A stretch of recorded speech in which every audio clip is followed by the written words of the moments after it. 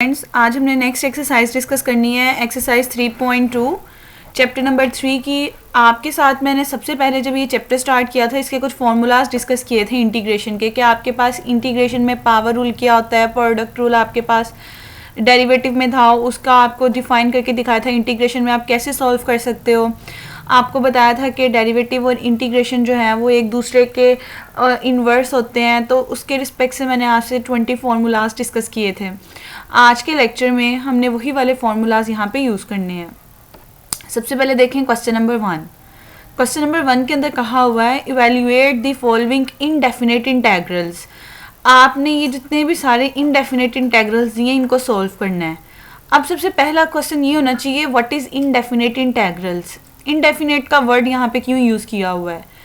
Basically integrals जो हैं वो दो तरह के होते हैं, एक होता है इनडेफिनेट, सेकेंडली आपके पास होता है डेफिनेट। अगर इंटेग्रल्स के साथ उसकी लिमिट डिफाइन कर दी जाए कि इस रेंज से इस रेंज तक है तो वो आपके पास डेफिनेट इंटेग्रल होता है। अगर आपके पास इंटेग्रल के साथ कोई भी रेंज यहाँ पे ना डिफाइन की जाए, उसकी लिमिट ना डिफाइन की जाए, आप उसे इनडेफिनेट इंटेग्रल कहते हो। और इनडेफिनेट इंटेग्रल को जब आप सॉल्व करते हो तो उसके अंदर कोई ना कोई प्लस का कॉन्स्टेंट सी ज़रूर ऐड करना पड़ता है। जैसे कि यहाँ पे अगर आपके पास इंटेग्रल 0 to 1 होता फिर वो डेफिनेट इंटेग्रल होना था और सी नहीं आना था, लेकिन यहाँ पे कोई लिमिट नहीं डिफाइन कि इसमें एरर के चांसेस हो सकते हैं, तो यहाँ आपके पास इनडेफिनेट इंटेग्रल है और जब आपने इसको सॉल्व करना है तो प्लस का कॉन्स्टेंट सी। अब सबसे पहले देखें, इंटीग्रेशन का भी आपको ये बताया था वही रूल हैं जो डेरिवेटिव के रूल्स होते हैं, बस कुछ फॉर्मूलाज में चेंजेस हैं। आपने सबसे पहले क्वेश्चन को एज इट इज़ लिखा। अब देखें ये दो टर्म्स आपके पास जो है सब्ट्रैक्ट हो रही हैं, थर्ड वाली ऐड हो रही है। इंटीग्रेशन का भी यही रूल होता है, इंटेग्रल को आप अलग अलग कर लेते हो। जब आपने इंटेग्रल अलग करना है तो उसके साथ dx भी आपको साथ में मेंशन करना पड़ेगा, क्योंकि ऐसा नहीं हो सकता कि इंटेग्रल लिखें और dx ना लिखें। इंटेग्रल और dx दोनों साथ में आप बोथ साइड मल्टीप्लाई कर दो। करने के बाद कॉन्स्टेंट्स को आपने इंटेग्रल के बाहर मूव करवा देना है, क्योंकि कॉन्स्टेंट का इंटेग्रल के अंदर कोई भी रोल नहीं होता, वेरिएबल का रोल होता है। तो जो 3 था उसे बाहर निकाल दिया, -2 को बाहर निकाल दिया और 1 तो 1 एज इट इज़ आ जाएगा। अब यहाँ पे देखें x का स्क्वायर है, फंक्शन है x, उसका डेरिवेटिव dx भी है, पावर रूल लगेगा, पावर में एक ऐड और उसी से डिवाइड। सिमिलरली यहाँ पे भी x की पावर 1 है और साथ में उसका डेरिवेटिव dx है, तो यहाँ पे भी पावर रूल लगेगा, पावर में एक ऐड और उसी से डिवाइड।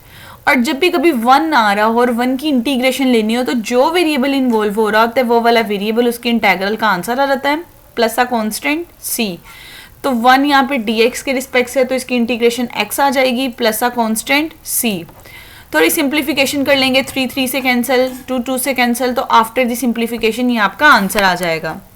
सिमिलरली बाकी क्वेश्चंस भी आपके पास सेम ऐसे होंगे। इसके अंदर 2-3 रूल बड़े इंपॉर्टेंट हैं। एक तो पावर रूल कि पावर में एक ऐड उसी से डिवाइड, दूसरा है आपके पास कि अगर नीचे फंक्शन ऊपर डेरिवेटिव हो तो नेचुरल लॉग। ये दो फॉर्मूलाज बार बार इसके यूज़ होंगे। अब नेक्स्ट देखें इसका question number 2। Question number first का सेकंड पार्ट जो है उसमें भी आपने स्क्वायर रूट ऑफ x और 1 स्क्वायर रूट ऑफ x इन दोनों को सेपरेट सेपरेट कर लेना है। कोशिश करनी है कि पावर की फॉर्म में लिखें ताकि हम पावर रूल लगा सकें। अब स्क्वायर रूट का मतलब होता है उसकी पावर 1/2, तो आप यहाँ लिख सकते हो x की पावर 1/2। अब यहाँ पे देखिए 1/x की पावर 1/2 आना था, नीचे पॉजिटिव है ऊपर जाके नेगेटिव हो जाएगी। कोशिश करना है कि पावर की फॉर्म में कन्वर्ट करें ताकि इजीली पावर रूल लगाएं, पावर में ऐड करें, उसी से डिवाइड करें। तो देखिए ये दोनों पावर की फॉर्म में कन्वर्ट हो गए हैं और इसकी इंटीग्रेशन करना ज़्यादा आसान हो गया, तो इस पर पावर रूल लगेगा, पावर में एक ऐड और उसी से डिवाइड। यहाँ पे भी पावर में एक ऐड और उसी से डिवाइड, प्लस का कॉन्स्टेंट c। आप एलसीएम ले लें नेक्स्ट स्टेप के अंदर, जो डिवीजन की डिवीजन में चीज़ आती है ऊपर जाके मल्टीप्लाई हो जाती है, तो यहाँ से आप लोगों का आंसर आ जाएगा।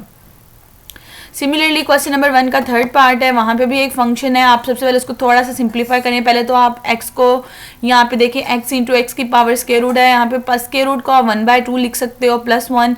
फिर आप इसको ज़रा सेपरेट कर लें, x को अंदर मल्टीप्लाई करें, x मल्टीप्लाई होगा, बेसिस सेम हो, चीज़ें मल्टीप्लाई हो रही हों तो पावर ऐड हो जाती है। तो 1 और 1/2 मिलके 1/2 + 1 और x 1 जार x। इंटेग्रल और dx को अलग अलग कर लें, इसका एलसीएम ले लें। अब देखें फिर वही चीज़ पावर की फॉर्म बन गई यहाँ पे भी, और x की पावर 1। अगेन पावर रूल लगेगा, पावर में एक चीज़ ऐड और उसी से डिवाइड। यहाँ पे भी पावर में एक चीज़ ऐड और उसी से डिवाइड, प्लस का कॉन्स्टेंट c।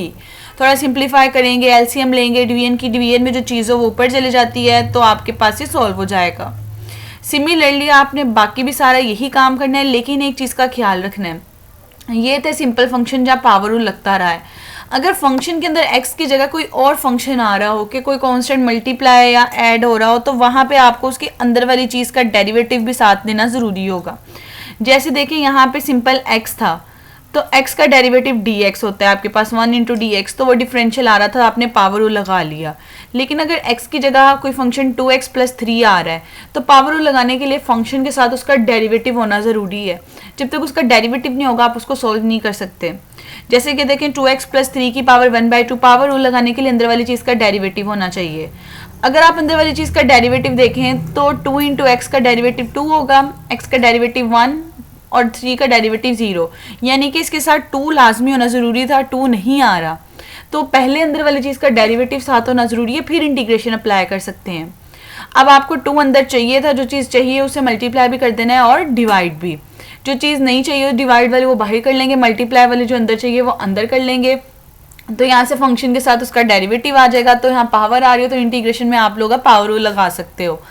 पावर रूल में क्या होगा, पावर में एक ऐड उसी से divide plus a constant c, और जब भी इंटेग्रल को सॉल्व करना है डेरिवेटिव जो है वो ऑटोमेटिकली ख़त्म हो जाएगा, क्योंकि इंटीग्रेशन डेरिवेटिव एक दूसरे के रेसिप्रोकल होते हैं। तो जब भी इंटेग्रल का फॉर्मूला अप्लाई करना है डेरिवेटिव ने ऑलवेज रिमूव हो जाना है और उस पर रूल लग जाना है, power rule plus a constant c, फिर आप एलसीएम लेंगे, थोड़ा सिंप्लीफाई करेंगे तो आपका आंसर आ जाएगा। सेम नेक्स्ट आपने इसके पार्ट्स ट्राई करने हैं। वहाँ पे आपके पास पहले स्क्वायर है, आपको a प्लस बी के होल स्क्वायर का फॉर्मूला आता है कि फर्स्ट टर्म का square plus 2 time A B plus B square. तो यहाँ पे a की जगह स्क्वायर रूट ऑफ x है, b की जगह पे है 1। फर्स्ट टर्म का स्क्वायर 2 स्क्वायर रूट से कैंसिल होके x, 2 time first into second term plus second term का स्क्वायर। अब देखें स्क्वायर खोल लिया, अब इंटेग्रल अलग अलग कर लें तीनों टर्म्स के साथ। इंटेग्रल अलग अलग करेंगे, dx भी अलग अलग हो जाएगा, और ये पावर जो स्क्वायर रूट है इसको 1/2 लिख सकते हैं आप। इसको लिखेंगे, फिर सब पे पावर लगेगा, यहाँ पे भी पावर में एक ऐड उसी से डिवाइड, यहाँ पे भी पावर में एक ऐड उसी से डिवाइड, यहाँ पे 1 की dx के रिस्पेक्ट से इंटीग्रेशन x, और लास्ट पे प्लस का कांस्टेंट c। आप इसे सिंप्लीफाई करेंगे, सॉल्व करेंगे, इजीली आपका आंसर आ जाएगा। अब सिमिलरली इसके बाकी पार्ट्स हैं वो भी आपने ट्राई करने हैं। इसके बाकी पार्ट्स के अंदर भी ऑलमोस्ट यही वाला काम किया हुआ है।